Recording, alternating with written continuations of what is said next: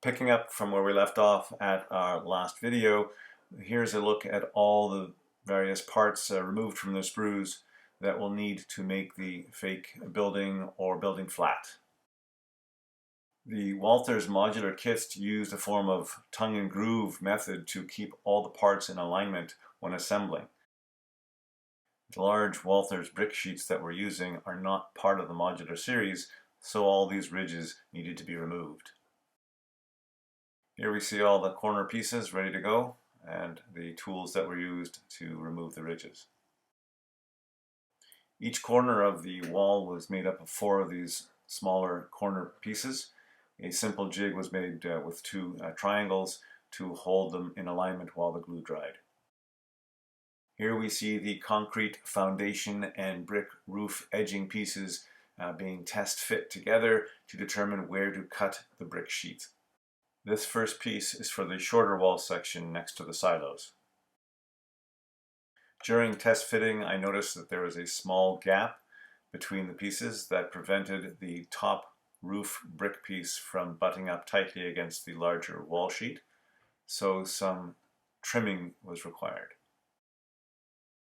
And now we can see there's no more gap. I have to remember to keep the scribe or cut line wider than the actual foundation pieces to account for the other corner. Here we are test fitting the short wall before moving on to the long wall. The process is then repeated, making sure we use the straight edge to make a sharp cut through the brick sheet. One of the things I noticed during test fitting was the blue sky gap between the silos and the fake building. I briefly considered trying to use a tree as a camouflage, but that wouldn't make sense. The solution was to add another small section of wall indented from the rest of the building. I had plenty of extra roof edgings, but I was missing the corresponding foundation piece. Like most modelers, I saved a lot of scraps from various construction projects, and I did quickly find a suitable piece to use for the foundation. Here's a look at all the pieces cut and trimmed together, and here we see it installed, providing the illusion that the building is much larger than it is. I noticed during this test fit there was still something missing on the large wall to the right. It was the pilasters. I still had 3 pieces left over from the modular kits, but I needed a 4th. Using one of the pieces I had, I traced a 4th from a piece of scrap brick sheet. Once again, test fitting all the pieces to make sure they fit, and scraping off the tongue and groove nubs to make sure they sit flush. I used a triangle to make sure they sat square while the glue dried. Here's a final look at the assembled model before painting. I had hoped to use the same color as the adjacent cereals plant, but I didn't get too far because the propellant had leaked out of the can, even though it was still mostly full. More bad news, I couldn't find the matching cinnamon color, and so had to use the next best thing, which was chili paprika. Not a bad base color overall for brick. I painted the foundation with a homemade mix of Woodland Scenics concrete to darken it up a bit, because as it comes from the bottle it's quite light. The last step in this little mini project is filling in the mortar lines on the brick. I used a 50-50 mix of the plain concrete color from Woodland Scenics with my darkened version to give it a somewhat of an in-between color. At first I diluted the paint a little bit too much with water. While it does allow it to flow more freely into the mortar cracks, it takes a number of coats or applications to get it dark enough. As I went along, I used less and less water until the very end, when I used no water at all, just straight from the bottle, and it actually worked fine. The trick is to wait until the paint is just about dry to the touch, and not let it get fully dry, but just dry enough that you can rub it with your finger or a small piece of paper towel to remove the layer of paint on the surface of the bricks without removing the paint in between the mortar lines. Here's a live demonstration of my method using full strength paint. With the paint now dry to the touch, a piece of paper towel is moistened just a little bit with water. Because the paint is a little thicker, it needs a little bit of help removing it, but we're just talking about moistening it to the touch with a little bit of water. And then we just begin rubbing the model with enough force that you're scraping just the surface of the brick and not taking away any of the paint that's actually sitting lower in the mortar lines.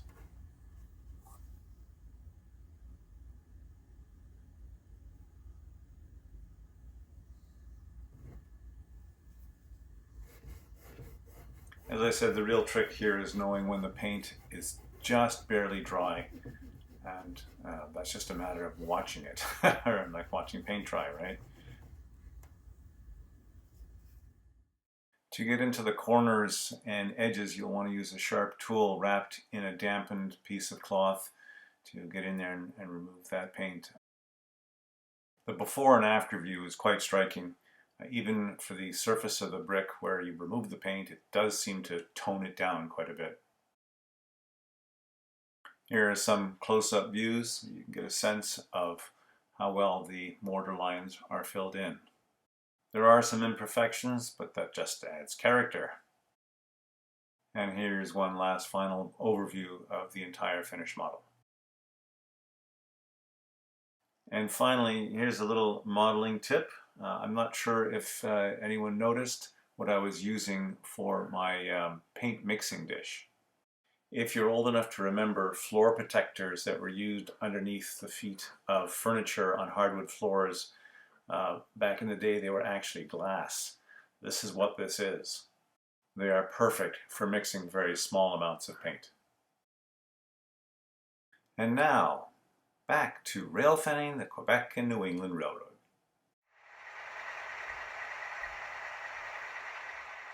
Where we left off last time, in our last video, the crew of the transfer had finished doubling over their train on arrival. It was a very long train, and they had returned to the yard office to determine their next moves. The first order of business is to clear up the yard leads, so there's room for additional switching moves. And so they're going to take the bottom half of the train and shove it onto, as much as they can, onto available room on the storage tracks in the yard, and then get back to trying to place some of these inbound cars to customer sidings.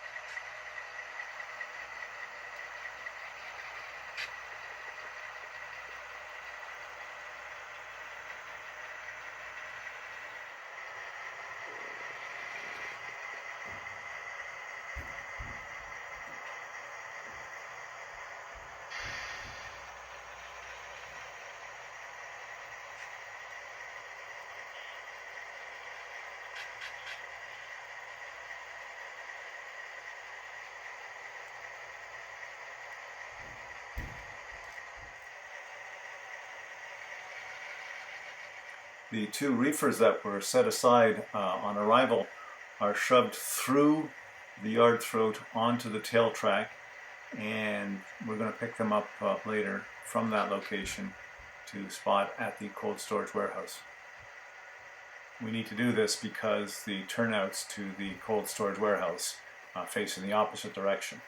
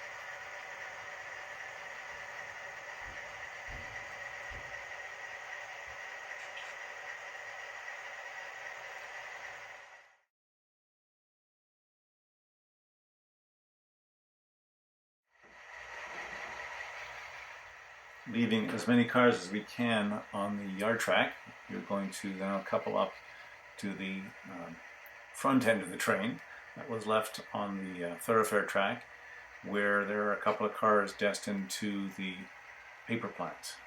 A load of kaolin, a dry covered hopper, and an empty boxcar for newsprint loading.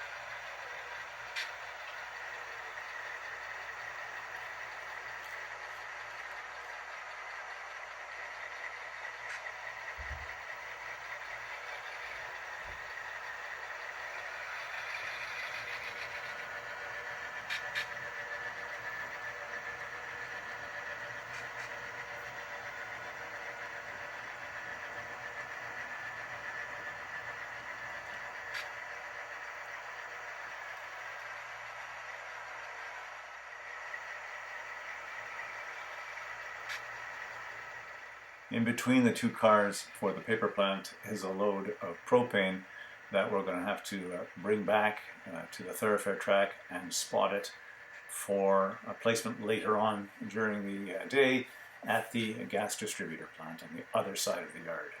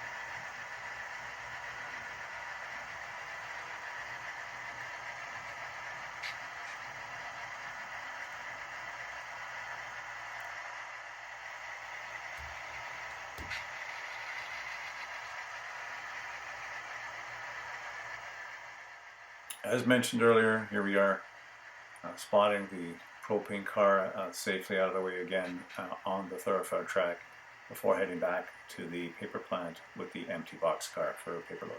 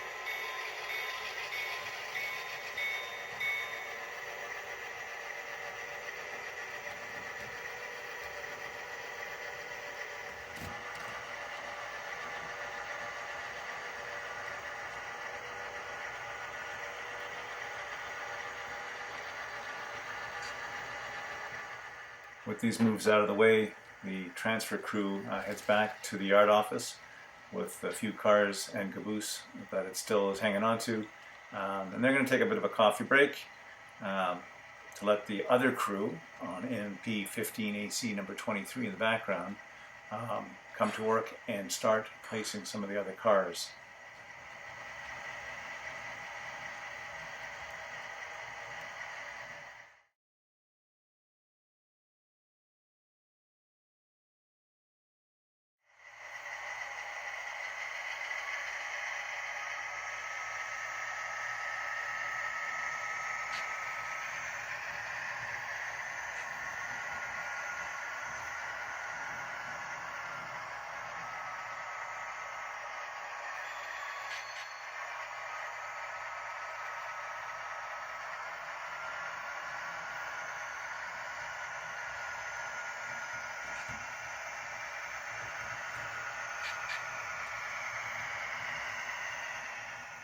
There's a group of tank cars that were set aside on arrival of the transfer onto the holding track near the mill.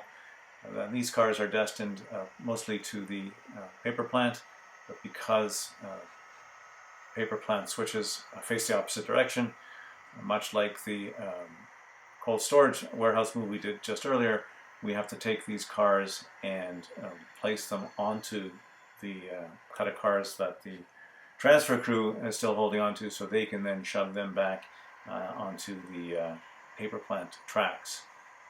In between all that is the car of propane that's still in the way, so we're going to pick that up just temporarily now to clear the thoroughfare track so the cars destined to the paper plant can be placed onto the transfer cut.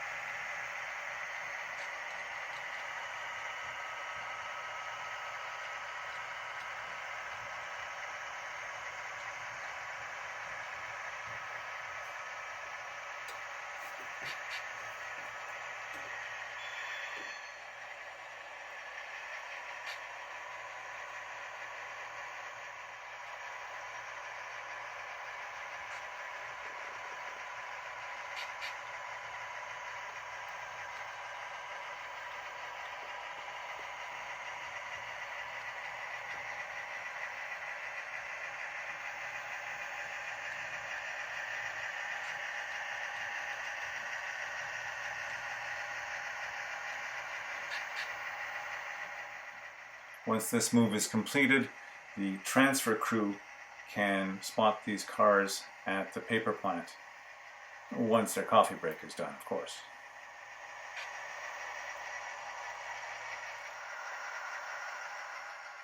And the propane tank car is pulled ahead once again, spotting it in the clear for placement later at the gas distributor.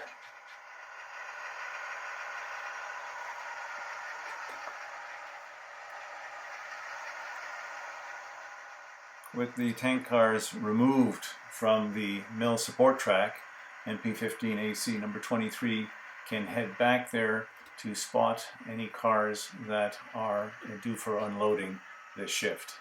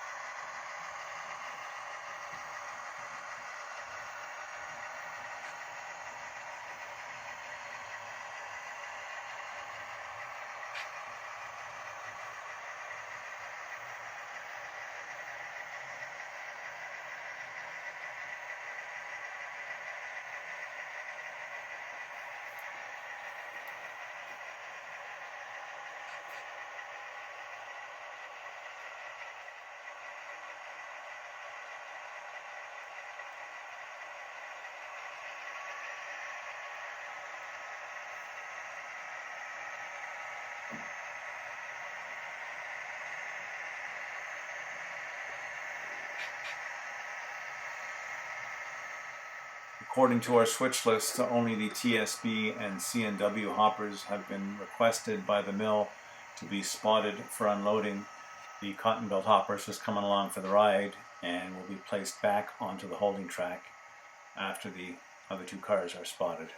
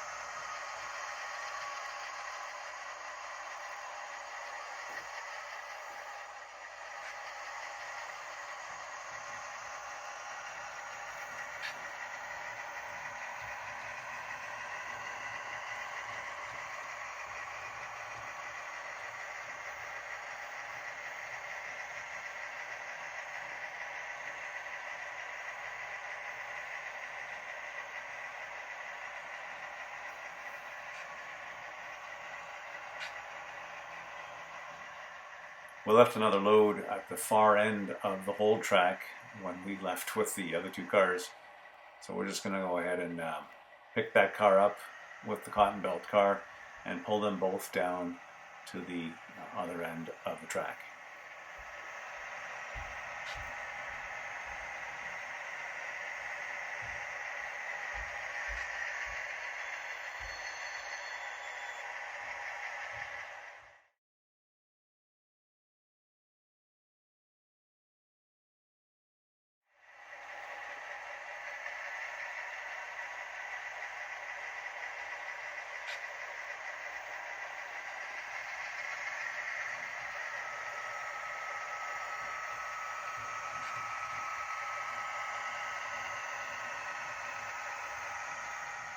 Now our crew is heading down to the far end of the yard to the tail track where we placed those two reefers at the start of this operating session.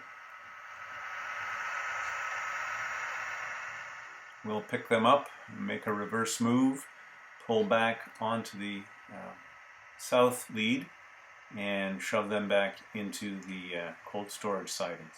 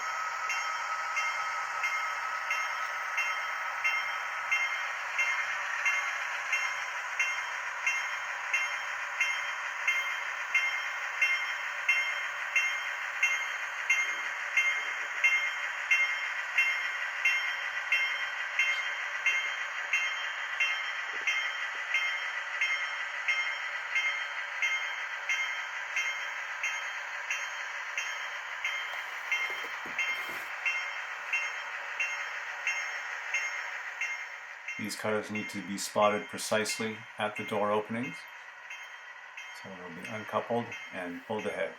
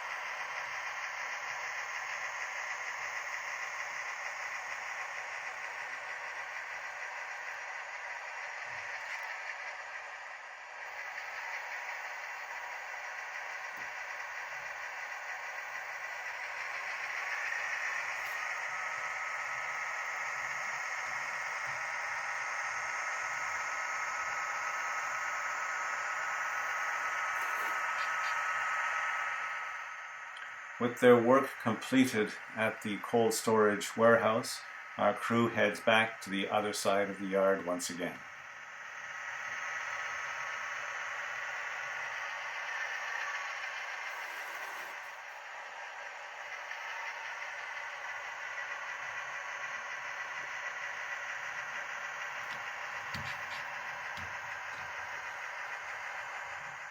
Their next move will be to place the propane tank car that has been in the way so much at the gas distributor siding again on the other side of the yard. A lot of back and forth moves here, but that will be in our next video. Tune in.